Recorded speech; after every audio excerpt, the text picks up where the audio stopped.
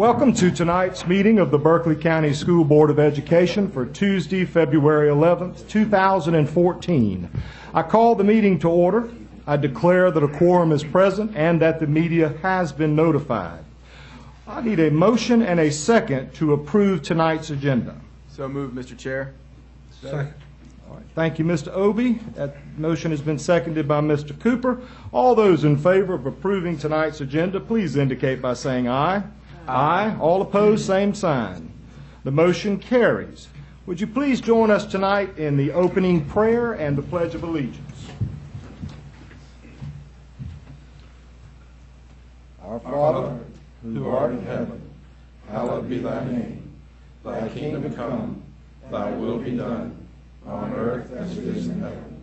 Give us this day our daily bread, and forgive us our trespasses, as we forgive those who trespass against us. And lead us not into temptation, but deliver us from evil. For thine is the kingdom, the power, and the glory, forever and ever. Amen. I pledge allegiance to the flag of the United States of America, and to the republic for which it stands, one nation, under God, indivisible, with liberty and justice for all.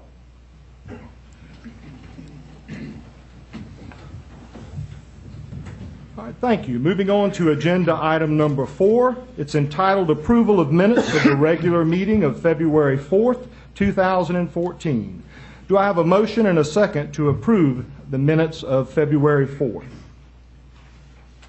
Mr. Chair, I move that we approve the meeting minutes from our regular meeting on February 4th, 2014. Second. Thank you, Dr. Etheridge. All right, Mr. Obie has made a motion. That motion has been seconded by Dr. Etheridge to approve the minutes of the regular meeting of February 4th. All those in favor of approving the minutes, please indicate by saying aye. Aye. All opposed, same sign. The minutes of the regular meeting of February 4th have been approved. Now, I believe we have some special recognition tonight that I've been looking forward to for a very long time. So I'm going to turn the meeting over to our very capable superintendent, Dr. Thompson. If I could get Ms. Moore to join me down front, please, for just a moment. And I'll escort you, Miss Moore. Come on.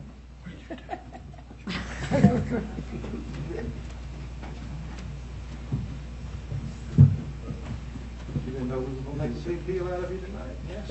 We're going to celebrate you.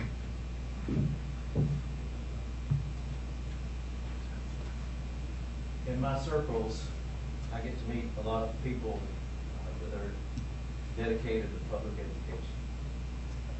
But I can honestly say that I don't know anyone that's more dedicated to public education, to her community, and the children of Berkeley County than Ms. Wilmina Moore.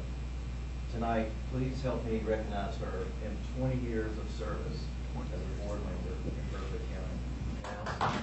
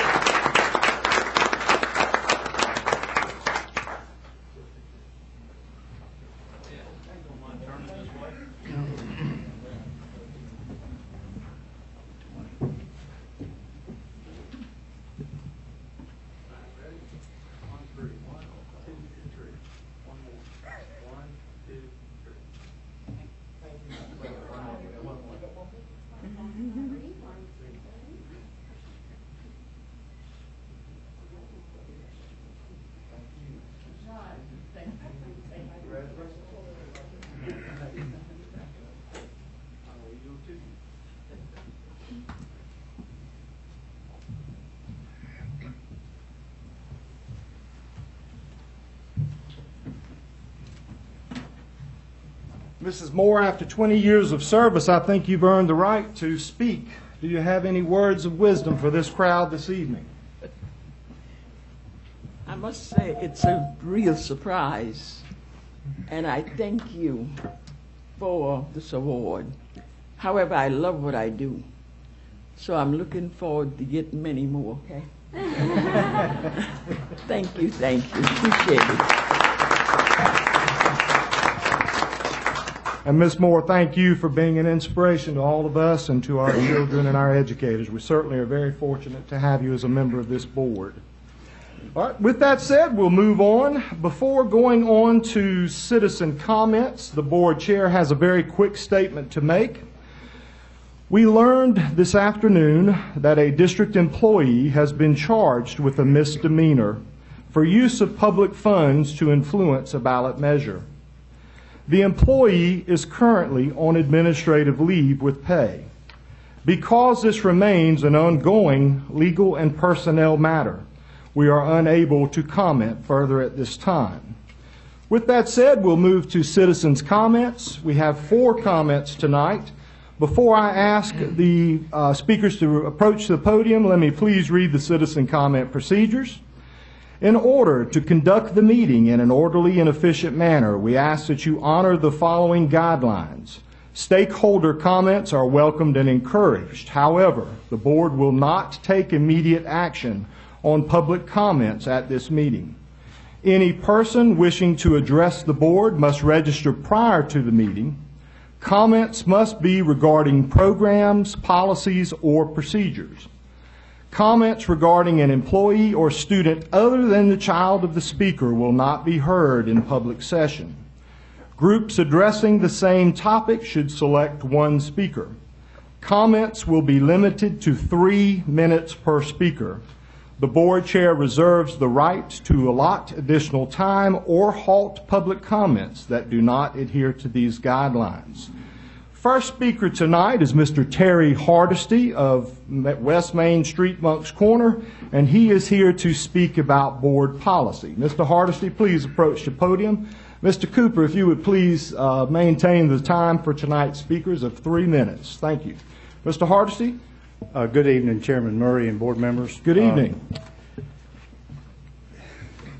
It's a sad day in Berkeley County when an administrator is arrested or indicted for misusing, I think, public funds.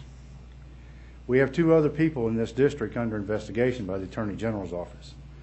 And I think it's high time that this board follows its own policy and suspends these people with pay until this matter is resolved. And furthermore, I think it's highly improper to use public funds to spend money on attorneys that are fees for people who are under investigation for criminal acts. So I would urge the board to take a very hard look at that because I believe it's a misuse of public funds.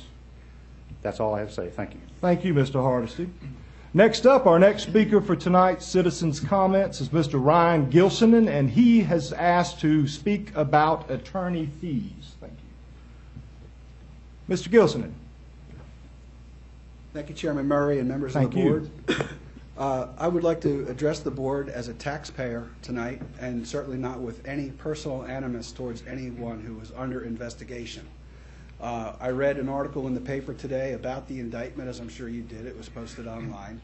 And the counsel for the defendant now said that the Berkeley County school system should pay for the legal defense for the acts that were conducted in good faith by an employee. And it strikes me that the commission of a crime in violation of a statute is per se not in good faith.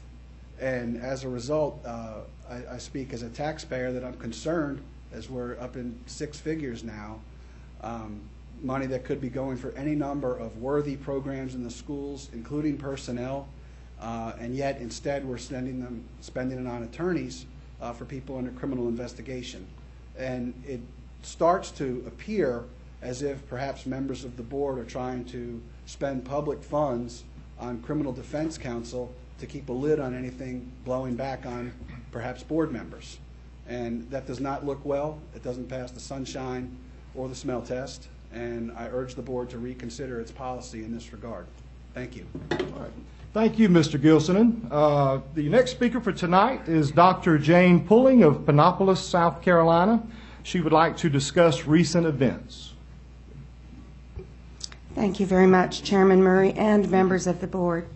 I speak tonight as just an individual citizen, And I'd like to share with you my concern that I think it's unfortunate that gifted, professional, and principled people whose lives are devoted to promoting the well-being of teachers and children are caught in the crossfire of what I consider to be selfish, personal, and political vendettas. We can and must do better in Berkeley County. Our children and their futures are not partisan. We, the people, should not be either. There is a very good reason that school board elections are not political. I urge those in attendance tonight to put aside any issues other than our children's progress and work together to ensure the best possible outcomes for our youngest citizens. This is unfortunate, and we need to put it behind us and move forward for our children. Thank you. Thank you, Dr. Pulling. Our next speaker and final speaker for the evening is Mr. Vern Pulling, also of Panopolis, South Carolina. Mr. Pulling would like to discuss recent events.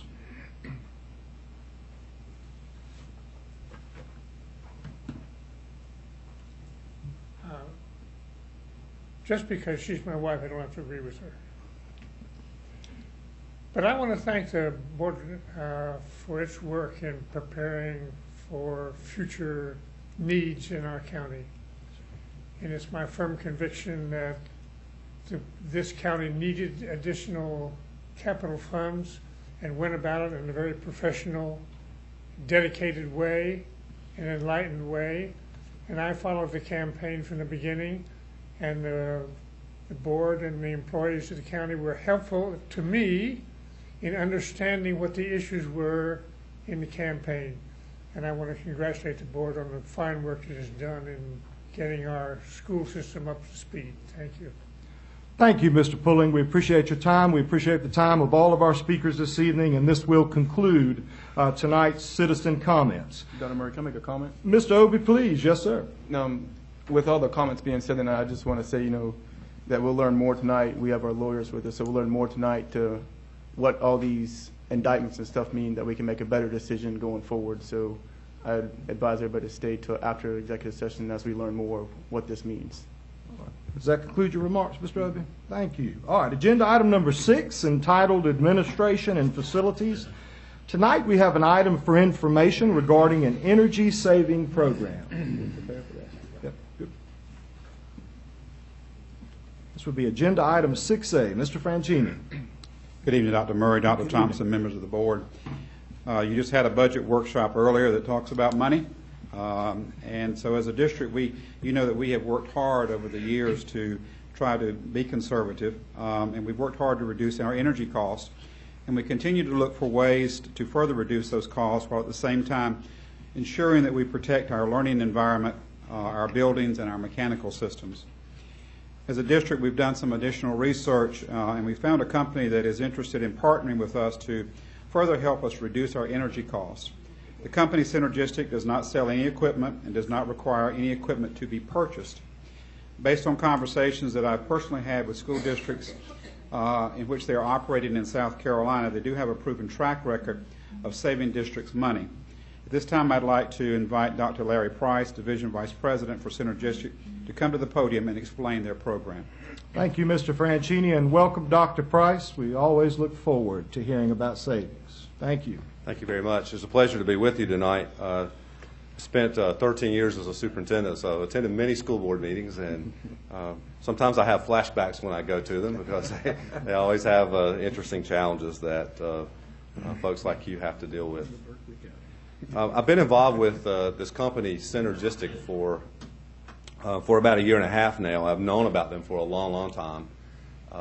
They used to be called Energy Education, and they changed their name about 1.5 years ago because they have expanded their scope some, and now they have traditionally been a K-12 service group, but we also work with community colleges, universities, healthcare organizations, and even mega churches now. So we've expanded and rebranded the work that we do. So I'm going to spend just a few minutes telling you what we do and a little bit about what we're hoping to be able to do with your school district. So, We think we are the energy conservation company, like the Ohio State University. We have been in business for a long time, and we are a firm powered by technology. We're data-driven, and we have some unparalleled expertise in our company that we bring to school districts to help them save significant money on their energy usage. Our goal is at the end of this process for the organization to be a self-sufficient, energy-efficient organization. And as was mentioned, we do not sell equipment. We're not an equipment vendor. There's not any financing of anything with that relative to equipment.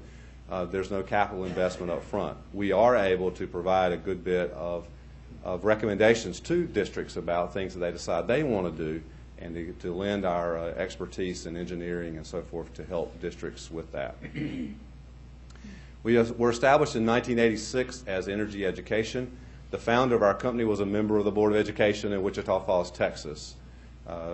Back in the 80s, I remember very well working on campaigns to try to raise bond money to air-conditioned school buildings, and they were doing the same thing.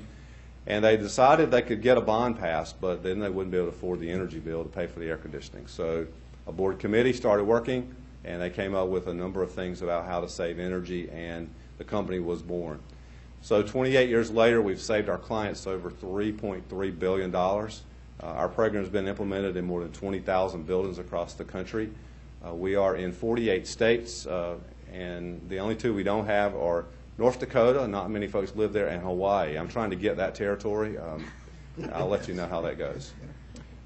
We are the #1 provider of Energy Star certifications for buildings. The EPA provides all the Energy Star ratings. When you buy appliances, for example, they are Energy Star rated. And school buildings can be Energy Star rated as well. We have more than 5,500 certifications that have been earned. And of the top performers in the Energy Star program, 65% of those are our clients. So we are, again, in 48 of the 50 states. We have some clusters in high population areas in California, sprinkled around out in the west, and then from Texas, sort of the middle of the country to the east is where the majority of our client base happens to be. You have some districts in South Carolina that have been clients for a while, and I'll point out right away that it's important if you look at, for example, Lawrence 55 has been a client for 106 months, Cherokee County for 139 months. You divide those out, and that means that they've been clients for a long time. What's interesting for our program is that we have a 5-year contract, but once the contract fee-paying period is over, as long as the program has continued to be ongoing in a district, we still provide support to that district. So we have clients that have been clients for 20 years. And so that's important. But what's really important over in the circled area is the kinds of savings that we've been able to produce. And these are the top South Carolina clients. You can see savings of 21 all the way up to 43%. We advertise that we can save school districts 20 to 30% on their energy spend. The proposals that we always put forth are always at the lower level, at around 20%. Our average is 26%, as you'll see in a moment. And what I like about it is that from a statistical standpoint, the median is 25%. So we have a lot of tightness in that 20 to 30% range, even though we have some 43s and we have a few that are less than 20. The majority of our clients are in the 20 to 30% range. Some other districts here are our clients in South Carolina, and I'm involved in conversations with 9 districts in South Carolina right now that are at various stages of our conversations, and I'm certain that we'll have additional clients in the next few months. Barnwell is a small district, as you know, but if you notice, they've been a client this time since 2010. They were a client earlier, let our program go, and then brought it back when they saw that their energy rates or their energy spend went way up. And while they've only saved $592,000 for Barnwell, that's a lot of money. It's all relative, and so if you look at the bottom line there, we have helped them save 27% over the last period that they've been our clients. In the Mid-Atlantic, we have a lot of districts, and here are some top performers. Lawrence is in that. Burke County, North Carolina, was a district much like your own who had an energy management program before we went to partner with them. And they were happy with the savings they were getting, but they're ecstatic with the savings they're getting with us now. And just this past year, they crossed the $2 million in 1 year saved against the base year of their program with us. So if you look there, 30 to 40%. And we really believe that districts that have great leadership and commitment to our program from the leadership and from the maintenance and operations area, we end up with huge percentages of the energy spend saved. There's Burke County, 42%. They've saved over $7 million since 2009 working with us. Okay. You're certainly a large district relative to the majority of districts in our country. A lot of districts of your size are certainly in the majority in that range. But you look at, it almost doesn't matter whether you're a really small district like Barnwell or larger districts like Polk County here in Florida. We've been able to save our clients pretty much within that 20 to 30% range, and some greater than that. Okay. Loudoun County, Virginia has been a client for 20 years, and they've saved almost $56 million as our clients at a 27% savings rate. They've built 50 new schools, while Ed Hattrick has been the superintendent there for the last 23 years. He's getting ready to retire at the end of June, but they are a really fast-growing school district. And yet we've been able to save enough money to build a few schools, and we're proud of that. Many times when people start trying to save energy, they start with the things that have glitter to them, like, oh, well, let's do some solar, or let's do some geothermal. Let's do something at the top end that looks good. But the reality is that the greatest place to save money is relative to that base of energy conservation. You can get more efficient equipment and save some money there. That happens mainly by replacing old equipment. If you put in a new boiler now, it's going to be more efficient than the boiler that it replaced, just because they are built better in that regard now. They might not last as long, but they are more energy efficient. But we focus on energy conservation around two places, and they are essentially this notion of behavior changes around how energy is used and optimization of your current infrastructure. So we focus right at the energy conservation, the base of that pyramid. Dr. Wayne Turner wrote the book Energy Management Handbook, and he says, you might be able to negotiate better pricing. Not too easy to do that with utility companies, but you might. You can install more energy efficient equipment, and you indeed will save some money if you do that. Dr. Turner says it doesn't matter whether you get savings from energy pricing or from energy efficient equipment. There's always a 25 to 30% savings opportunity with the way people use energy. And we have a saying that we simply say, buildings don't use energy, people do. We turn the knobs, we turn the dials, we turn the switches, and the buildings respond based on the needs that we draw on them. So our program is an integrated program. It'll take just a couple of minutes to show you how that works. In the middle, you see an active management program. In our proposal, we would have put 2 energy specialists here in your district that would be full-time people here, and they would be doing building audits, and they would be entering the utility bills and watching the data and becoming the energy experts in this community. So we would hire 2 people from this area to work in that regard. They would be trained by our army of 50 specialists and engineers and consultants who would come to your district and do assessments with them, that would look at all the buildings in your district on a regular basis, do the kinds of evaluations. We evaluate about 1,200 points around the way energy is used in buildings. I never would have dreamed there were that many different ways that energy could be used, but there are. So the energy specialist is here. The top circle, organizational behavior science. There's a way to change people's behaviors. And we have, according to Dr. Angelo Kanicki, who is a professor at Arizona State, we are the best in his view of changing behaviors around the way energy is used. We optimize your current infrastructure. Buildings are built and designed by engineers, and most of our buildings are not operating as they were designed to be operated. We make adjustments, but we don't adjust everything. And we have our people that are experts at this and have over 500 years of energy management experience. And they come in and help evaluate the things that you're doing and to make those recommendations for changes. The right circle is proprietary technology. We have a number of technology tools that we put in the hands of the energy specialists here in the district. But we also have tools that we use to help you. For example, if you were to change out a lighting system or want to change out a heating or air conditioning unit, we would run simulations that we put together to give you the best recommendations on what kind of equipment you need and what size equipment you need. We have a client that started with us last February, and prior to us going there, they had been in a performance contract. We are not a performance contracting company. This particular school district, though, had gone into such, and it put heating and air conditioning units called BARD units in their classrooms. And they put 4-ton BARD units in 950 square foot classrooms. And I was there in September, and everybody was freezing. Everybody. Because the reality is that it's so difficult to gear that much air conditioning down to a small space that it short cycles. And so when we would run simulations, because the performance contracting company is almost like, you got to have this much so we can save you this much. The truth is they only needed about half as much air conditioning in each room as they had. And so they spent more money for the equipment, and now they continue to spend more money to operate the equipment, and nobody's comfortable. With our simulation tools, we're able to say, okay, here's what you need.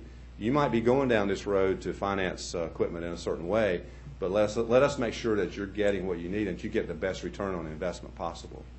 So with this, using our tools, we're able to provide a lot of engineering support and services to you. But again, with our technology, data, methodology, and our expertise, our clients save 20 to 30%, and as you've seen, often much more. Here's Angela Konicki says that we use proven theories and models of organizational change to foster successful organizational change. Our people are able to, because of the methods that we use, and we do not give anybody a set of guidelines and a whip. It's really about educating and helping people understand how they are participating in the overuse of energy, and we have great ways of doing that so that we get the kind of results that I've shared with you already. I didn't talk about the circle on the left because I was going to use that point right here. We use a program called Energy Cap to measure and verify the savings. What's important is that that program is not ours. It's a third-party software. So we don't give you our own report card. Energy Cap is the industry standard. There's not any software anywhere that does what Energy Cap does. It's been in existence for over 30 years, and Fortune 500 companies, lots of government, lots of big companies, lots of municipalities use Energy Cap to measure and verify their energy usage. What's so good about Energy Cap is that it adjusts for all kinds of things. So the summer of 2013 was cooler than the summer of 2012. If you use less money for energy, we shouldn't get any credit for having saved you money because it was simply or at least some portion of it would have been, it was a cooler summer. Energy Cap adjusts for heating degree days, cooling degree days, billing cycle days, adjustments to buildings. If you change out something, it adjusts. If you put in you have a new school that comes online, you put an old school offline. It adjusts all of that so that we're always dealing with an apples-to-apples comparison of the base year to the year that's being measured for energy usage. So all of this complies with the International Performance Measurement Verification Protocol, and Energy Cap is absolutely the best. And people here in your district would sign off every month that this, yes, we would find an agreement that these are the savings based on what Energy Cap produces. Another thing I like about our program is that we start a contract with a client, and for 6 months there are no fees. You don't pay us, you don't pay Energy Cap. And as I was sharing with Dr. Thompson last week, if we were able to get you going by the time we get to where school's out, we could capture a lot of savings during that quick start period that you would get all those savings. And the summertime is a great opportunity for us to save you a lot of money. So there are no fees in the first 6 months, but we get you already in the black in terms of saving right away. And by the time you get to the end of the first 6 months, you've already banked a good bit of money. if your savings don't exceed your investment, we'll write you a check for the difference. You can't lose any money with our program. We would have a shared savings model. So for you, it's not so much that you would spend a lot of money that you don't save, but even if it's just your software, we would write you a check for the difference. So we've always done this. No client has ever lost any money with our program. So you can make this possible that no implementation cost in the quick start period for the first 6 months.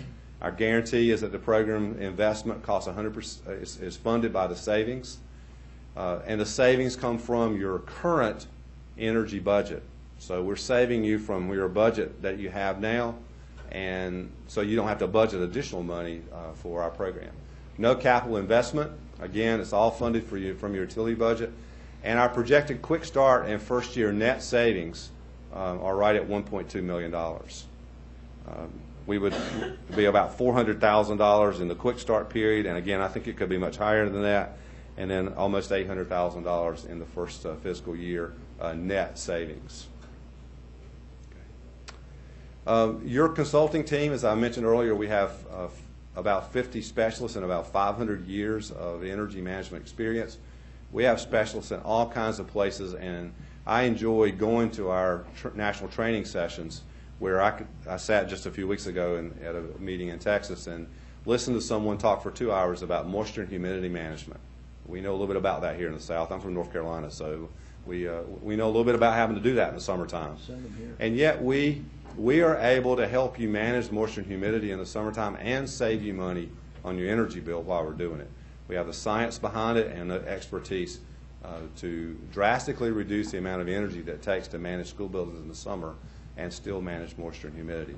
But the point is that we have lots of people who can come and will come to your district to help and address a number of issues as we move along this energy management journey. So your program at a glance. Quick start, almost $1.2 million. Projected gross savings, $22 million over a 10-year period. 10-year return on an annual investment, 296%. I must point out that our average is 714% return on dollars spent.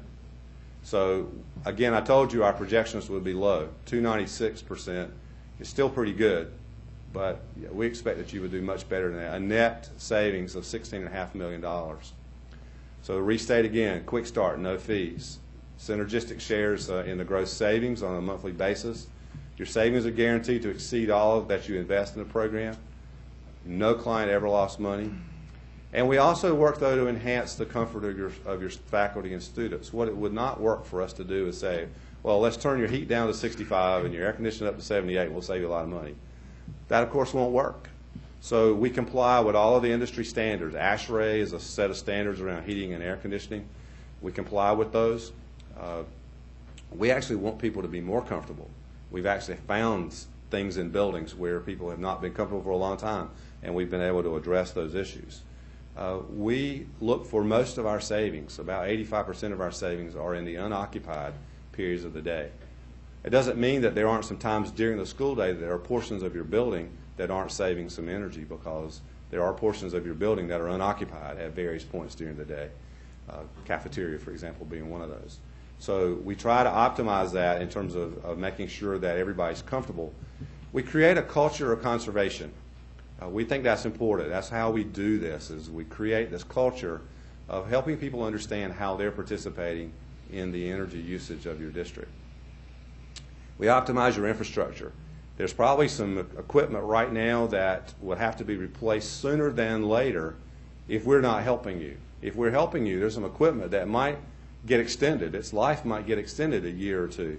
We don't get any credit for that. We're only getting credit for the savings that we generate through the behavior programs and the optimization of your current equipment that we have. And of course, as a school board and administrators, you have a responsibility to be good stewards, and we know that's important, especially in today's climate, that we take all of the public dollars that we get and we do the very best that we can with them, stretch them as far as we can. And while we're dealing with reduced budgets, and it's been tough in the last few years as we've seen that happen all across our states here, North and South Carolina, but also across the country, We used to see dips in the economy and the money went down and it came back when it recovered. And now we don't see that happening quite as much as we used to. So if we can take some money from the utility budget and use it for a better purpose, to me that's a good thing to do, because there's less pain involved in that cut than it would be in cutting positions or programs in your district. So we hope to be working with you. We look forward to the opportunity. We enjoyed visiting with your administration and sharing our program with them. And the normal process for us is that we get a chance to come and talk to the board and share some information about what we're doing and how we do it, and look forward to an opportunity of seeing you again in the future. Thank you, Dr. Price. We certainly appreciate you coming and telling us all about Synergistic. And so I'll open it up now for any comments or questions that you may have for Dr. Price regarding their energy savings program. Mr. Cooper. I've got several. Well, let's get started with the first one. You talk about changing the behavior and then the optimization efforts. Optimizing, then you mentioned the optimization and 85% of the savings coming from unoccupied space. To me, that means there's got to be capital investments or maintenance investments into changing damper controls or other things, or what other things are you doing to optimize the systems as part of the optimization work, I guess? So just one quick example would be that you have fresh air requirements and you have heating or cooling requirements. And sometimes those things are not in tune. It's like one string of guitar not being tuned and the other five are, but you might have too much fresh air coming in. You might be conditioning air, or you may have exhaust fans running that are pulling air out that you've already conditioned that might need, so you might be overdoing on that. That's just one quick example, but again, we look at a lot of things about how everything is tuned so that the building and the equipment are running as they were engineered to be running. Okay. Another thing you talked about, you have a large set of tools with which to review systems and identify ways for savings or new systems and things like that in our current infrastructure. Are those tools available to utilize on new construction? Yes. Because we're building a lot of new schools and we're applying what we think is a good design, but we can run them through those tools also. Yes, sir. Absolutely. All right. And then on the program at a glance, it talks about that you share 50% of the gross savings and fund all the costs of the program implementation. But then on the next one, it's savings are guaranteed to exceed all the investments in the program. So one, it sounds like, what are we investing?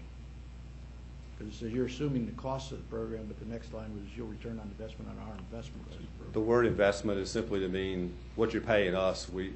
You're not going to pay us more than we're saving you, is what that really means. Okay. Thank you. That was Thank you. very succinct. Thank you. All right. Any other questions or comments? Mr. Obie, we'll go to you next. With your energy cap program, you said it normalizes against weather and usage, and then later on you said you set up a base case year. Does that base case year ever change and keep moving forward to the next year, or does it stay at 1 year and you measure everything off of that 1 year? So we take a year's worth of energy data at whatever point we'd start a contract, and that would be the base year. And then each year after that, we would measure against that base year, adjusted for any changes in buildings or equipment or any things that you've done, as well as those adjustments for heating degree, cooling degree days, billing cycles, cost of units of energy as well. So the base year never changes? Right. Mr. Obie, does that conclude your remarks? All right. Any other questions or comments for Dr. Price? Just a real quick one. I'm intrigued by using this program. Well, I'll make my case. You indicated that the cornerstone of this program is usage by the people in the building. So obviously buy-in is crucial. Have you ever worked with any school district with Synergistic that returned those energy savings to the school in an attempt to serve as motivation for those people to save it. Does that make sense, Dr. Price, the question I'm asking you? I understand completely. Okay. I think. If not, I hope you'll correct me. I love the idea of giving that motivation, giving those savings back to the schools to use on our So children. there's a link to a video, and I wish I could remember which state it's in, but there was a lady who was an assistant superintendent when they started our program. She's now the superintendent. And they just gave their employees a raise last year. And she told them that the reason you're getting a raise is because of the money that we've saved from our energy program. Right. And she says, and now their employees are working on next year's raise. So they become more involved in that culture because they've seen some personal benefit from that. I think that's what you were Well, it certainly alluding to. It would be similar, right. Yes. I just wanted to make sure that if all the faculties and the administration is putting forth all this effort, that they also have the ability to participate in receiving some of those savings. It's crucial that they do, and that's up to how you and your administration decide that you wanted to divvy up your money, of course, but those opportunities are certainly there. Thank you. Thank you. All right, any other questions? All right, sounds like we've come to an end. Thank you, Dr. Price. you. We appreciate your presentation. All right, moving on to agenda item 6B, a very important decision tonight requiring an item for action, the instructional calendar, as we're going to take a look at the first reading of the recommendation from the administration. Good evening again, members of the board. Dr. Thompson. I have for you the information related to the proposed instructional calendar for the 2014-15 school year. The process and goals that we worked through this year, we had a committee that was driven by members of Teacher Forum. We have representation from principals, from the Office of Instruction and Accountability, as well as critical input from other district staff, such as Sue Hagan, who runs our testing program, of course, and our directors of elementary and secondary education. Our goals were to provide the best schedule for student learning, obviously. We received stakeholder feedback and input considering equally for all grade levels. And we worked to try to be collaborative with Dorchester's Districts 2 and 4, as well as the Charleston County School District. Just a reminder for you, state regulations, and sometimes we don't think about these when we say we'd like to do something in the calendar, but we are bound by state regs. As you know, it's a state law that we cannot begin school for students before the third Monday in August. In this case, it's after August the 18th, 2014. We are required to provide 10 professional days for teachers and staff. 3 of those days must be used for collegial professional development. 2 days at a maximum may be used for preparation of the opening of school, and 5 days for teacher planning, academic plans, or parent conferences. The secondary instructional day must be a minimum of 6 hours or its weekly equivalent, excluding lunch, and the elementary instructional day must be a minimum of 6 hours or its weekly equivalent, including lunch. And this coming year, we are required to have November the 14th as a holiday because it is election day, so schools must be closed on that day. At the board's request, we did do some surveying of staff as well as parents. As you can see there, a little over 1,000 teachers and staff members participated in the survey. Even though it went out to all of them, only about 25% responded. About a little over 1,200 parents responded, which is only 1% of our parent population. The survey was available from January 17th through the 27th, and we also collected narrative feedback via email and Facebook. As we look at the survey feedback on the next couple of slides, you'll see one of the questions was, is the alignment of our calendar to our neighboring school districts, Charleston and Dorchester, important to you? As you can see here, the options were obviously yes or no. For our employees, the majority said no. A little over 62% said no. And for our parents, a little over about 66%, almost 67% said no. That's really quite the opposite, particularly for staff, than what we've been hearing sometimes from staff members. Yes, sir. I'd like to make a comment about that. Of course, the 66% may or may not have children that share counties, and I'll give one example. Mr. Davis is in the audience, and he works in Berkeley County, and his wife is a teacher in Dorchester County. So the 20% of our folks that do cross county lines with either spouse working or children in different zones, it is a big deal for us, and those 20% are very loud on their input and feedbacks. The next question was, do you value early release days as an opportunity for professional development? And this was asked of teachers and staff, and you can see of those that responded, almost 64% there indicated that they felt that it was valuable. Do you prefer to have a workday immediately following the end of a quarter and semester? And we see that the vast majority of our teachers and staff felt that was the case. Almost 85% feel that way. Do you prefer to begin the first week of school with less than 5 days? Again, you can see that a large percentage of our teachers and staff felt that having less than 5 days with students the first week of school, almost 70% felt that way. And you'll remember in reference to that we've done it both ways in the last 2 or 3 years, and so they've had that experience, so they know what they're talking about. The next question was asking staff to do some priority ranking here, and one of the questions was, please choose your top preference. I prefer to a work day at the end of each quarter and semester. I prefer the fall semester to end prior to December holiday break, and I prefer the first week of school to be less than 5 school days. When you look at the numbers, you can see that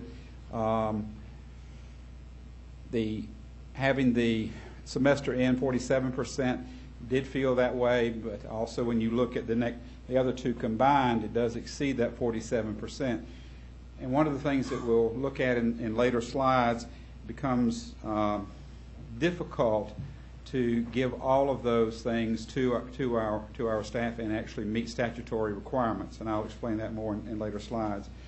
As far as our parents are concerned, 90% of those a little over 90% of those that responded felt that the semester should end prior to the holiday break. The board asked that we ask the high school staff how they feel about the changing the option of an early release to a late arrival. Would a late arrival option rather than early release be appropriate alternative to meet your professional development needs? Here we had about 54% majority that said that they would prefer the late arrival. This is just high school. However, our parent feedback was just the opposite. About almost 60% here felt as though that they would prefer the early release for our high school students. The next question, please choose the calendar options that would best meet the needs of student learning in your classroom for teachers and staff. We asked that. Calendars 1 and 2 had the largest, as you can see. Number 1 has the largest percentage, almost 59% there, compared to the other two, and we have brought forth to you this evening, because of such a small percentage of calendar 3, just calendars 1 and 2. Parent feedback mirrored that as far as not necessarily the numbers, but as far as the percentage of those that they preferred calendar 1 over calendars 2 and calendar 3. Some advantages for calendar A. It meets the majority of the feedback for all grade levels. School does start on a Tuesday, making the easier on board for actually for all students. It says K-8, but for all students. Has a work day at the end of each quarter, which is what our professional staff would like to have. 3 possible inclement weather days are built in. Imagine needing those. Spring break is before Easter, and it also allows for an extra travel day or inclement weather day after Easter. So Easter Monday, as you'll see, some people call it, it will be on the calendar. It does protect our HSAP testing in the spring, giving us, if we went with calendar A, upon return from spring break, we would have 5 days for preparation and getting ready for that test. High school graduation could fall on the first weekend in June, thereby avoiding any potential conflicts with neighboring districts. And it is currently aligned with the Charleston County School District. Calendar A disadvantages: the semester ends in January, but HSAT testing is safely protected, which is, as we know, very important. And spring break is possibly different from Dorchester District 2. I would note that we had heard that we did learn that Dorchester District 2 did not vote on their calendar last night, as we had thought that they were going to. They have postponed that until their next board meeting. Calendar B, alternatives, some of the advantages, meet some of the feedback for all grade levels. School starts on a Tuesday, again the same as Calendar A, a work day at the end of each quarter. 3 possible inclement weather days are built in. It moves spring break to after Easter, and it allows for an extra travel day or inclement weather day, and what that would be Good Friday. High school graduation would be the same. Calendar B disadvantages: high school principals are not as satisfied with Calendar B because of the time before returning to school and going right into HSAT testing, only 1 full day to prepare, not only to do any kind of review for students, but it's actual preparation of getting ready for the test. The semester ends in January, and it is not aligned with the Charleston County School District calendar. And again, we're not aware of what the final calendar is going to be for Dorchester District 2. We could pull up the calendar A, please. This gives you a visual of calendar A, and I think you probably already have this, but just as a recap, we do have beginning school for teachers on August the 12th, and one of the things that we would do is we would make that a flex day, so that if a school staff wanted to have a retreat between July the 1st and August the 11th, they could flex that out. If they wanted to do some specific planning prior to the August, that they wanted to make sure that that way they would be ready to get on board and start when school starts, a principal and a school staff could do that, and that would give some flexibility. And that would make it sometimes a little easier, because as we know, those of us that have been in the classroom and those of us that have been administrators, teachers are very focused those first few days of getting my classroom ready for students. So that would give some gap there if a school wanted to do that, which we think would be highly advantageous.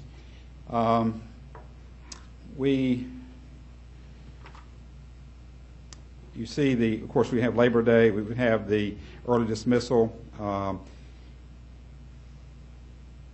We would have a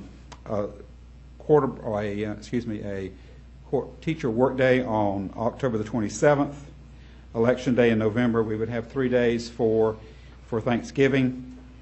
Our Christmas holidays would run from December the 22nd through January the 2nd. We would return to school for all teacher, staff, and students on January the 5th. And that would give us about 7 days to do review that would be necessary for our exams that would be given in high schools. And just as a reminder, too, that neither calendar really has much of an impact as far as the semester break for our elementary or middle schools, because they don't give any kinds of exams in our elementary and middle schools that would be necessarily based on a semester. We would end the semester on January the 15th, have a teacher work day on the 16th, and of course Martin Luther King holiday on the 19th. In February would be our first, on the 13th would be a staff development day, but also could be an inclement weather makeup day. And then on the 16th is President's Day. You'll see in March, we have another possible inclement weather day on the 20th of March, which is also a teacher work day and conference day. You'll see that Easter holidays would begin, as far as school days, would actually begin on March the 30th and go through the 6th. April the 5th is actually Easter. And then, as I mentioned earlier, Easter Monday would be considered a holiday, which is, many people are concerned about travel. If they're out of town for Easter, they would not have to travel on Easter necessarily, but it would also be an inclement weather day if necessary, and we would return to school on the 7th. And then the HSAP exams would be, or testing would be the 14th through the 16th, and you see that gives several days prior to the HSAP. You see past testing dates, and then we would end the school year for students on June the 4th, with teacher work days on June the 5th and the 6th. Calendar B is really the same, with the exception of our spring break, which would begin on April the 3rd, which would be Good Friday. So staff would have, teachers would have that day off, and students. And then all of the following week, students and staff would return to school on April the 13th. And of course, as I've already indicated, we begin HSAP testing on the 14th of April.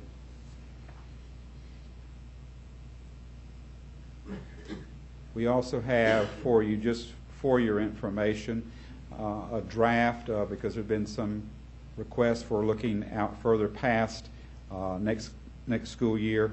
This is simply a draft of the calendar for the 15-16 school year. There's a lot of data that's not on here because we don't have a lot of testing information at this point that's been given to us by the State Department.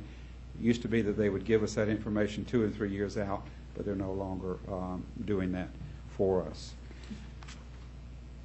Glad to answer any questions that board members may have. Or certainly. Let's get a motion on the table before we begin our discussion. Mr. Franchini, I'm sorry, I apologize.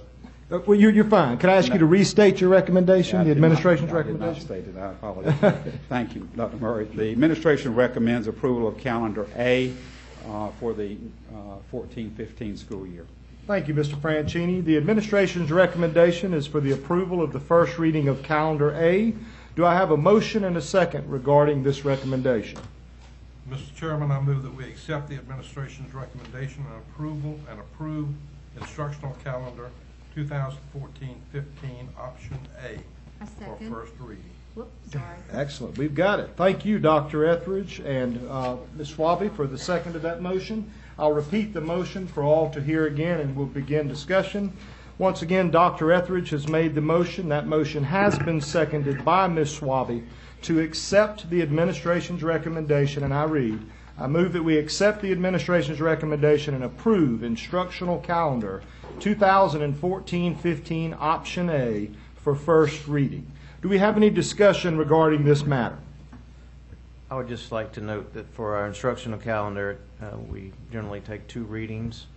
So after tonight, we can make adjustments prior to the next meeting for the second reading. In the event that people wanted to alter the motion, we do have an opportunity to change it after tonight as well. Gotcha. All right, does that conclude your remarks? No. Yes. Mr. Obey. I did have a question. I know there was a lot of conversation whenever we were going over the draft of this a couple meetings ago, where we were going to end the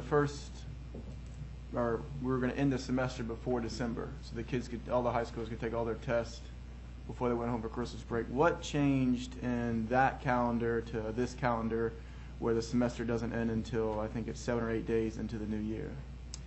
Well, in order to be able to get the wishes of folks as far as not having a full week, the first week of school for students, being able to have a teacher work day at the end of the quarter, being able to have the Wednesday before Thanksgiving, as continues to be a holiday, we would, in order to do that, we would severely shorten the first semester. The other thing too is we moved, as I indicated earlier, most of our elementary and middle schools do not give exams, and as we're moving toward an A-B schedule, then it's not as critical that we have the end of the semester prior to Christmas break, because the end of course test then would be given at the end of the year, and most of our end of course tests are in our freshman year, and is our plan to be moving toward the A-B schedule for the coming year. So it's not as critical there. Just to reemphasize, we had a lot of strong input to have less than a 5-day week.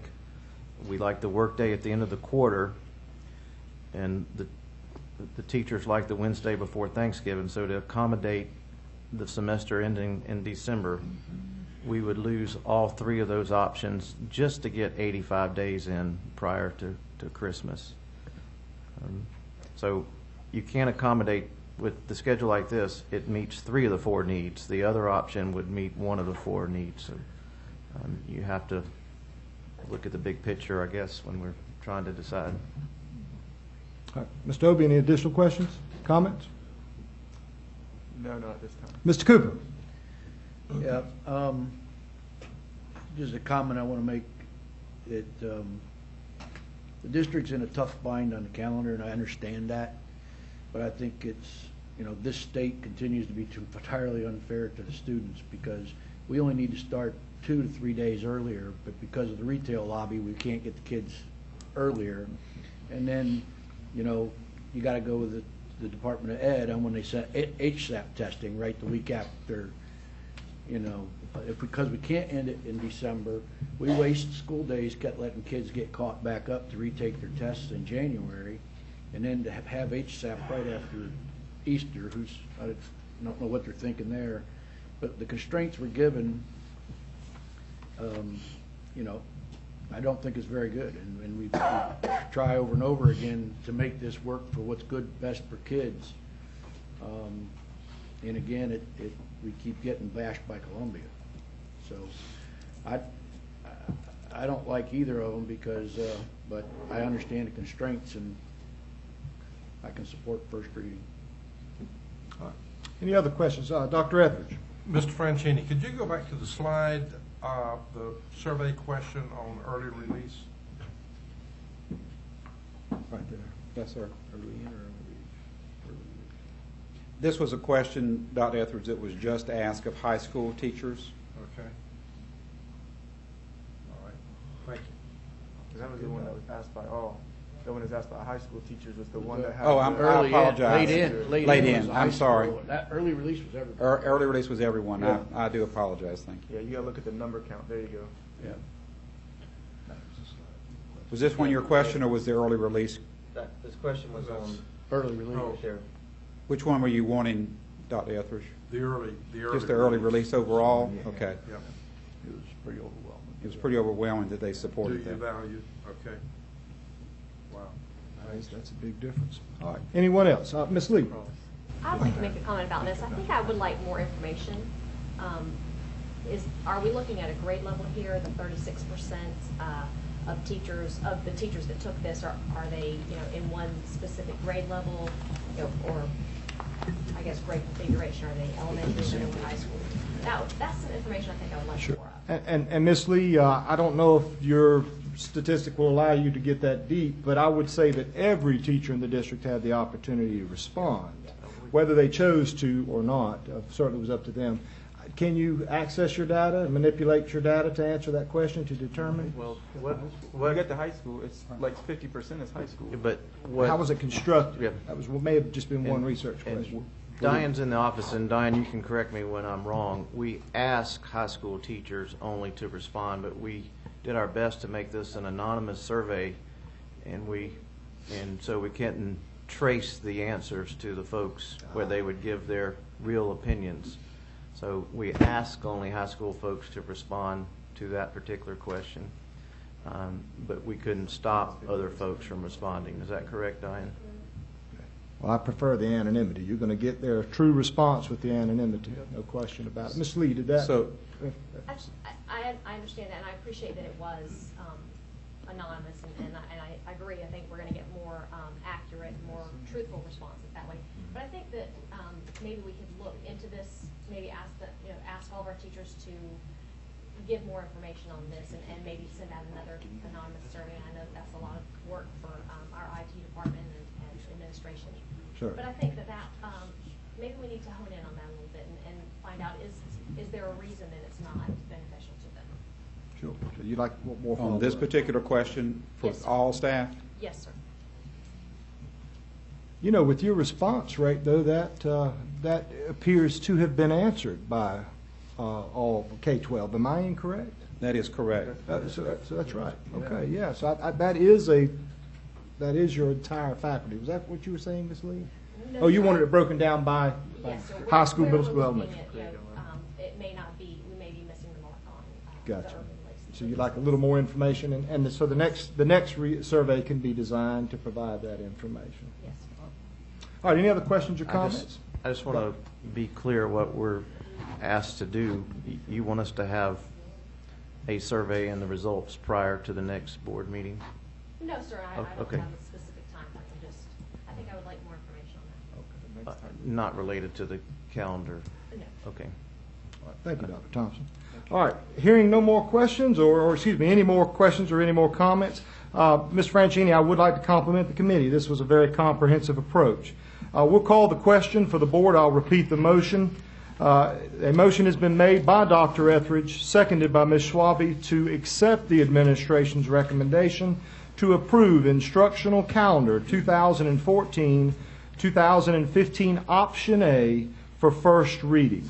All those in favor, please indicate by saying aye. Aye. All opposed, same sign. The motion carries unanimously. The first reading has been approved, Mr. Franchini. Thank you, sir.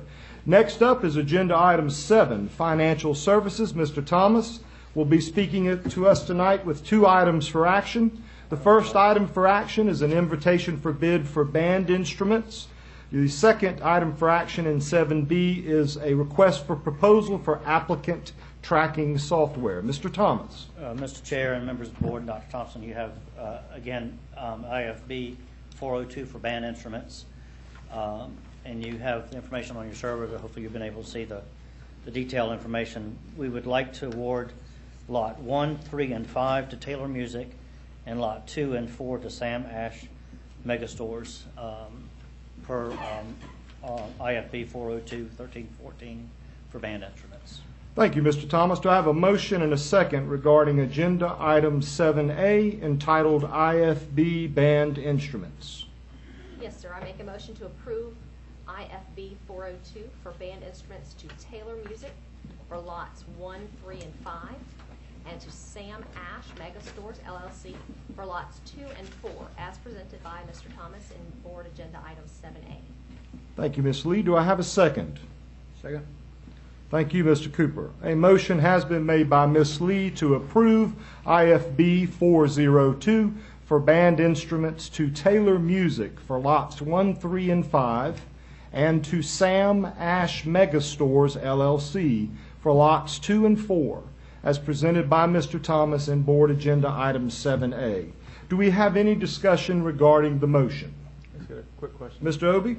What is the amount that they can spend up to? This is just a bid to have available for schools to work off of. So we just we don't really know what an amount would be as we look for funds that the schools would want to use, local funds or referendum, when we're putting equipment into the school. So we just want to have something in place for the next Best price. best So price. these are the best And prices. so, yeah. Yeah. Okay. And, We Dr. try to have a Clark- schedule Yeah. to where we're replacing in increments each year. Instead of all But at we once, yeah. wanted to make sure we were getting the best price in those annual replacements that's in the budget. Right. All right, does that conclude your remarks, Mr. Rosen? All right, any other questions or comments? All right, and hearing none, we'll call the question. Once again, and I apologize for repeating, but I wanted to make sure everyone understood the motion. A motion has been made by Ms. Lee, seconded by Mr. Cooper, to approve IFB 402 for band instruments to Taylor Music for lots 1, 3, and 5, and to Sam Ash Megastores for lots 2 and 4, as presented by Mr. Thomas in Board Agenda Item 7A. All those in favor of the motion, please indicate by saying aye. Aye. All opposed, same sign. The motion carries unanimously. Agenda Item 7A has been approved, Mr. Thomas. Thank you, Mr. Chair. The next item, B, is RFP 403 for applicant tracking. This has been of interest to the Office of Human Resources to put together a more technological way to track applicants, not only professional but classified. So we're wanting to put this in place.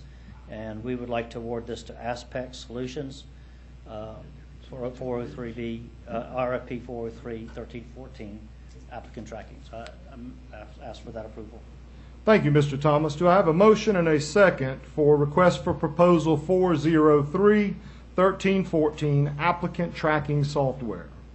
You do, Mr. Chair. I make a motion to approve RFP 403-1314 for an applicant tracking system to Aspect Solutions in the amount of $53,800 as presented by Mr. Thomas in Board Agenda Item 7B. Do I have a second? Thank you, Ms. Lee. Ms. Swaby has made a motion, and that motion has been seconded by Ms. Lee. Do you have a copy of that motion? I want to repeat it as stated. Thank you. That's it. One at a time. The motion that has been made by Ms. Swaby and seconded by Ms. Lee is to approve RFP 403 for an applicant tracking system to Aspect Solutions in the amount of $53,800 as presented by Mr. Thomas in Board Agenda Item 7B. Do we have any discussion regarding this motion? Do we have any? Quick question. Speak up, Mr. Obie. Yes, sir. We feel they'll meet our needs. The Apex Solutions will meet our needs of our human resource tracking system. Yes, they were involved in the evaluation and process of the RFP. So, yes. Are you finished, Mr. Yeah. All right. Any other questions or comments? We will call the question. Just for the purpose of calling the question again, the motion is to approve RFP 403 for an applicant tracking system to Aspect Solutions in the amount of $53,800 as presented by Mr. Thomas in Board Agenda Item 7B. All those in favor, please indicate by saying aye. Aye. All opposed, same sign. The motion carries. Mr. Thomas, Agenda Item 7B has been approved. Up next this evening for Agenda Item number 8 from Human Resources, Dr. Levine will present 2 items for action. The first reading of Policy KGR entitled Public Use of School Facilities. In addition, JCDA-R Student Behavior Code. Dr. Levine. Thank you. Good evening, Dr. Murray, school board members, Superintendent Thompson. I am bringing 2 rules and 1 policy to you tonight for first reading. The first rule is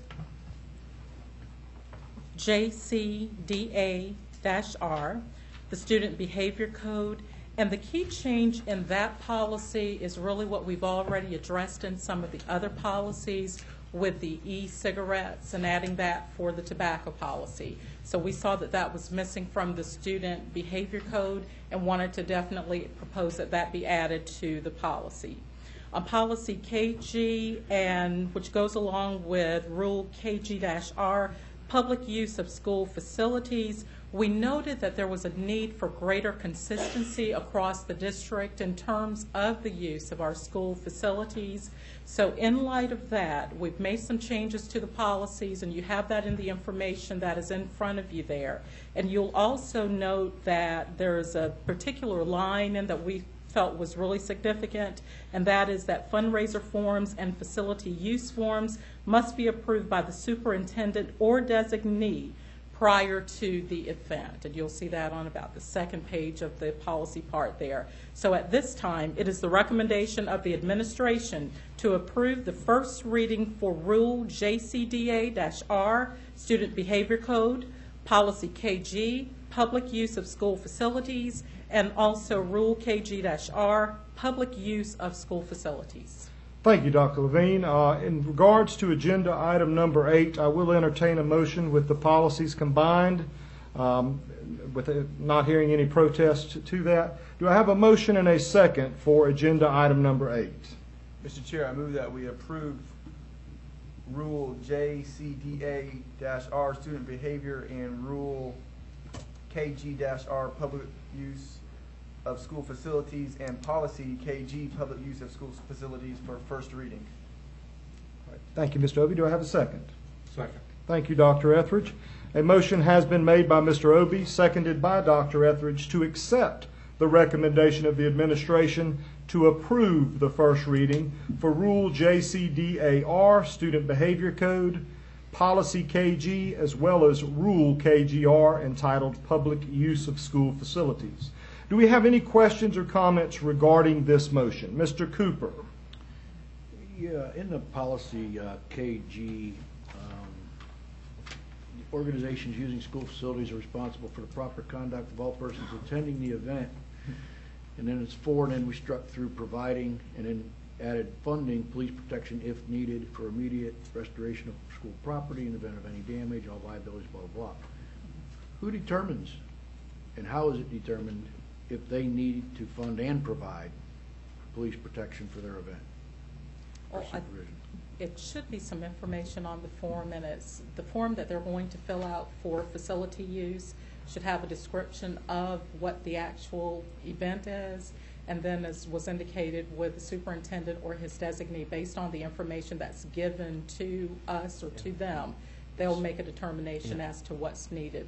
And that will also involve the principal. The principal has to sign off on the form, and if it's involving athletics, of course, the athletic directors at the school. And so there will be a lot of involvement there. In the last bullet of the administrative rule, security addresses security.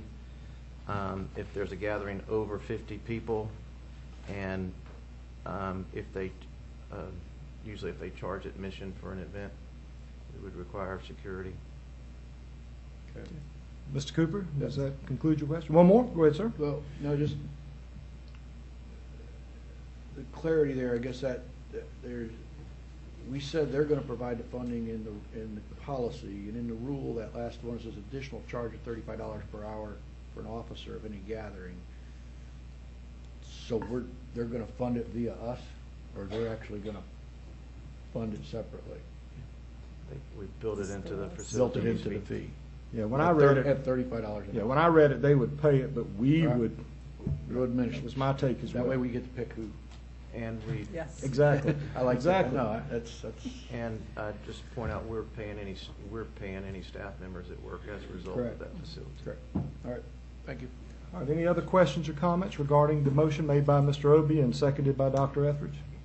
Hearing none, we'll call the question. Once again, the motion has been to accept the recommendation of the administration to approve the first reading of Rule JCDAR, Student Behavior Code, Policy KG, Public Use of School Facilities, Rule KGR, Public Use of School Facilities. All those in favor of the motion, please indicate by saying aye. Aye. All opposed, same sign. The motion carries unanimously. Your first reading has been approved, Dr. Levine. Thank you so much. Next up, agenda item number 9, instruction and accountability. As Dr. O'Gorman approaches the podium, he will be speaking to us tonight on an item for action. That item for action is entitled Read to Succeed, Summer Camps and Summer Programs. Dr. O'Gorman. Mr. Chairman, members of the board, Dr. Thompson, ladies and gentlemen, I'm actually going to turn this over to Dr. Ling and Dr. McLaren. They will cover 2 different kinds of summer programs. The first is the Read to Succeed summer program, which is now being required by the state. That is new to us this year. Dr. Ling is going to go over the state regs that go along with that, and then Dr. McLaren will go over our middle school and summer school programs as well. So I'll turn it over to Dr. Ling. Oh, I'm sorry. Good evening. Good evening. Dr. Thompson, Chairman Murray, and board members, tonight I have been asked to give you a brief update on the Read to Succeed Act, which is also called Bill 516. You'll notice that it was introduced almost a year ago, and it is currently still in the Education Subcommittee. It has been amended once, but it has had several favorable reviews now. The bill includes a comprehensive and strategic approach with the goal that has been stated by the General Assembly of ensuring that 95% of students in South Carolina are reading on grade level by the year 2020. The framework focuses on impacting district and school actions, increasing family and community support for literacy, and increasing teacher effectiveness. Some of the actions including providing summer reading camps. There is a policy in it for the retention of students at a certain period. School readiness assessments for all pre-K students as they enter our district, and outreach programs for families and community partnerships, as well as an updated program for teacher preparedness for higher education and licensure requirements that focus on literacy for most of the educators in the system. You'll notice a few of the things that I have in color here. The retention of students not reading on grade level at the end of grade 3 is a strong action within the bill. A pre-K school readiness assessment. This would be specifically for literacy and reading assessment given to all students in a pre-K setting. And a strong support for literacy in communities and families, which I'm sure we all agree is needed. Here are the focuses on teacher and staff effectiveness. It is a true increase in the understanding of literacy assessment and the alignment of curriculum. And most all educators, both administrators, teachers, all of those dealing with reading and English language arts would be required to increase our licensure and our course effectiveness. Our latest update was from the House K-12 Education Subcommittee just last week. The bill has received 2 favorable reports and has very little amendments in it. One of the most interesting things to come out of the bill was that on December the 10th, districts in the state of South Carolina were given guidance through Proviso 1.84.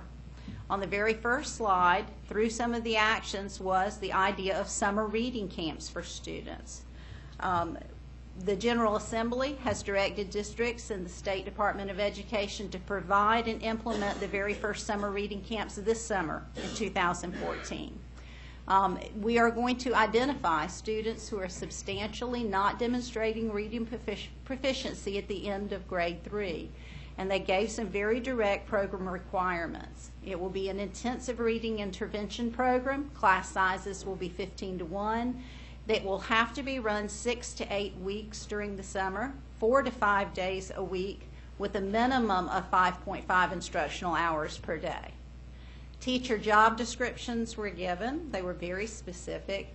And as a district, we must identify those teachers and those students and invite them no later than 6 weeks before the end of school. So it's a true projection of what those 3rd graders are going to do by the end of their school year. Along with the requirements came a funding for the camps allocated through state funds, state categorical funds. The amount of the allocation for each district was based on the prior year's number of students that scored a not met 1 during their 3rd grade South Carolina Pass Research and Reading section.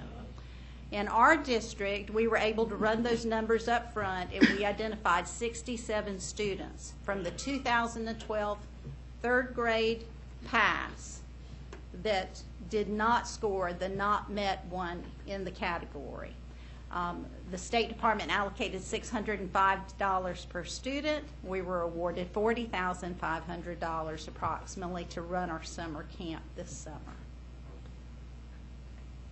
So our plan so far is that we have established 2 sites, Berkeley Intermediate and College Park Elementary, one in the north and one in the south of the district, because transportation will have to be provided.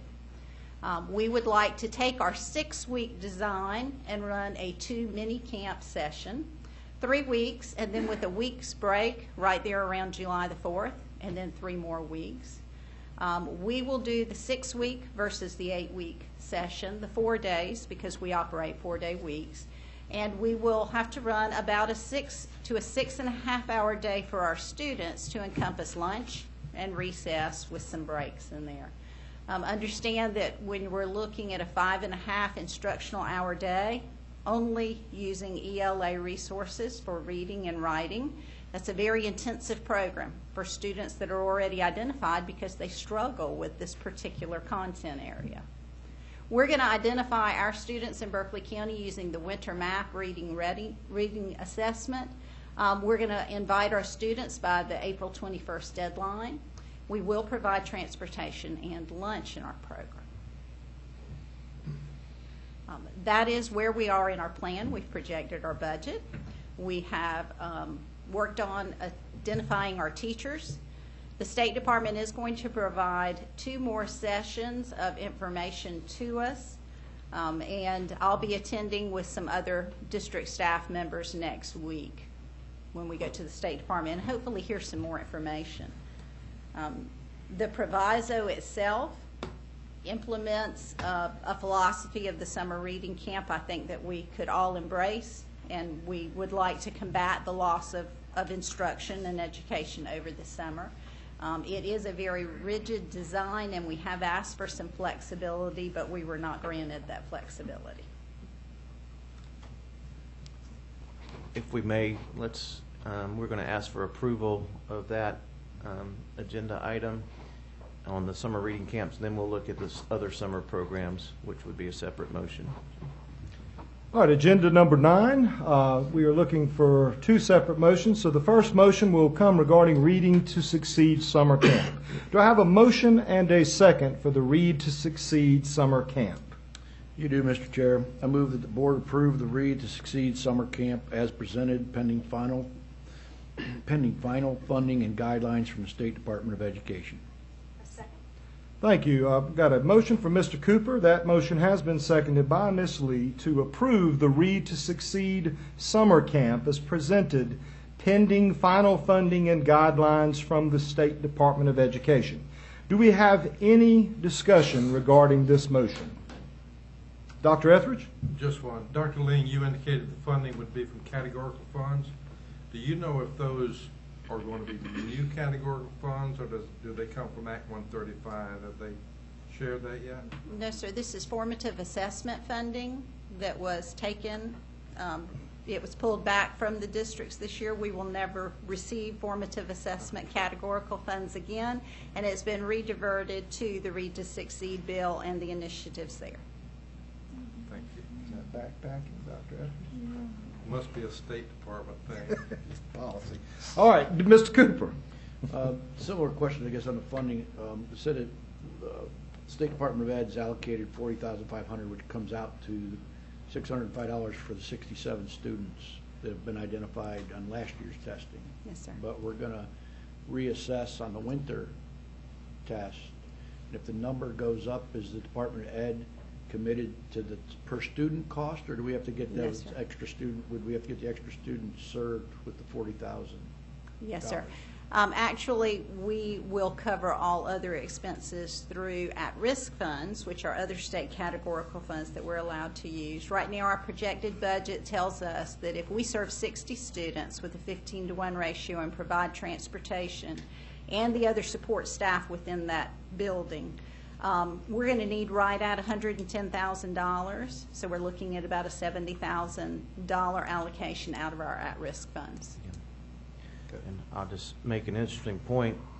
We have 67 students, so we get $40,000. A smaller district that maybe only has 1,000 students, that has 15 students that qualify, I don't know how they could run their program. Yeah, we did have a district in the state that got less than $1,000 and was given the very same mandate to fund a program for 4 students that were identified. Dr. Ling, how would you define an unfunded mandate? I believe we just looked at it, didn't we? All right. Do we have any further discussion? Any questions or comments? I have a comment. Ms. Moore? Yeah, my comment is seem as though they realize that 20 or more, those are too many students in a class. Seem like they realize that. So if the State Department is more proactive, seemingly they would lower class sizes like 15 to 1 in all of the the classes, so that the students would perform better. And I had to say that because that's my passion, to lower class sizes across the board. I'm talking in the regular school setting. So I hope that could get back to them. Yes, Ms. Moore, you have my support, but I don't have a vote in Columbia. But you have my support here in Monk's Corner. All right, any other questions and comments? We're going to call the question. We have a motion on the table and that motion was made by Mr. Cooper and seconded by Ms. Lee, to approve the Read to Succeed summer camp as presented pending final funding and guidelines from the State Department of Education. All those in favor of the motion, please indicate by saying aye. Aye. All opposed, same sign. The motion carries unanimously. The Read to Succeed summer camp has been approved. Dr. McLaren, please tell us about the summer programs. Good evening, Chairman Murray, Dr. Thompson, members of the board. We're going to continue to talk about warm weather tonight. The middle school summer programs run for grades 6 through 8, and we are not changing a thing this coming summer from last summer. We intend to register June 9th and 10th and run the program June 11th through July 10th, 4-day week in the mornings. We'll serve the core areas using the A+ learning systems along with teacher support. The amount of time students stay depends upon the amount of remediation they need. For high schools, we do have a few changes. We did align with the middle schools so that if they have children they're trying to take on vacation and families, we try to help that. But if they are going to do initial credit, I will note that they will be there probably for session 1 and session 2, June 11th through July 30th. Initial credit has not changed. There are multiple courses they may take, but we do not offer end-of-course tested courses during summer school. Our initial credit option is APEX. The state regulations regarding credit recovery have shifted. They shifted about September, and we've adapted, but we also need to adapt our summer school. We are planning on using South Carolina Virtual School, which is what most of our schools are using during the school year for most of our credit recovery options. And then we are also going to be using A+ learning systems where it is needed to supplement that. Cost for students is the exact same as last year. So at this time, we would ask the board approve administration's recommendation for the 2014 summer programs as presented. All right. Thank you very much, Dr. McLaren. Do I have a motion and a second regarding the summer programs as outlined in Agenda Item 9? You do, Mr. Chair. I move that the board approve the administration's recommendations for the 2014 summer programs as presented. I second. Thank you. Mr. Cooper has made a motion, seconded by Ms. Schwabe, to approve the administration's recommendation for the 2014 summer programs as presented. Do we have any discussion regarding this item? Hearing none, we'll call the question. All those in favor of the motion to approve the administration's recommendation for the 2014 summer programs as presented, please indicate by saying aye. Aye. All opposed, same sign. The motion carries. Dr. McLaren, the summer programs have been approved. Thank you. Thank you very much. That concludes instruction and accountability. We'll now go to agenda item number 10 for the superintendent's report. Dr. Thompson. Thank you, Dr. Murray. Last week we approved the procedures for the Hal Hall Ames lottery. Tonight we would like to be consistent, and we have applications that are due for the Berkeley Middle College, and we'd like to look at the admission procedures for Berkeley Middle College and take action on that tonight. I'll turn it over to Dr. McLaren. We did talk last week about the great success we're seeing at Berkeley Middle College. Most of the students, when they leave, are leaving with 30 credit hours of college credit. We've had 5 students walk away at the same time as they get their high school diploma with an associate's degree. It's doing awesome things. With that comes greater student interest in being able to attend Berkeley Middle College. So tonight we're seeking to clarify our enrollment selection practices at the Middle College. It was established as an at-risk program seeking to help students from low-income families or first-generation college-bound students on a path toward a college degree. Each year there are approximately 55 slots for juniors and 55 slots for seniors. The proposal you have before you tonight reflects the administration's attention to adhering to the goals set forth for the Berkeley County Middle College. We have established baseline minimum criteria for applicants to read and write at least a 9th grade level and to have earned enough high school credits by the end of 10th grade to be on track for graduation in 2 years' time. The first tier applicants selected will be selected from those in the targeted at-risk populations based upon the merit of their application. Then the remainder of the applicants will be selected for the remaining seats based upon a lottery process. At this time, we are asking for your approval of the Berkeley Middle College enrollment procedures as submitted. Thank you, Dr. McLaren. Do I have a motion and a second for agenda item number 10 entitled Berkeley Middle College Application Procedures? You do, Mr. Chair. I move that the board approve the Berkeley Middle College application and lottery information as written in the Berkeley County Middle College Application and Lottery Information Handbook as presented. A second. Thank you. We have a motion from Mr. Cooper.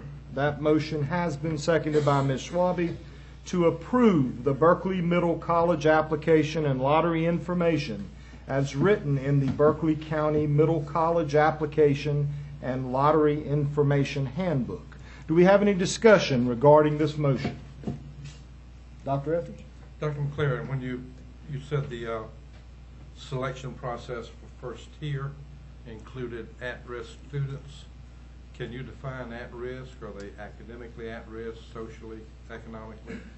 They were defined as students who are from a low socioeconomic status based upon their free and reduced lunch status, and also first-generation college-bound students.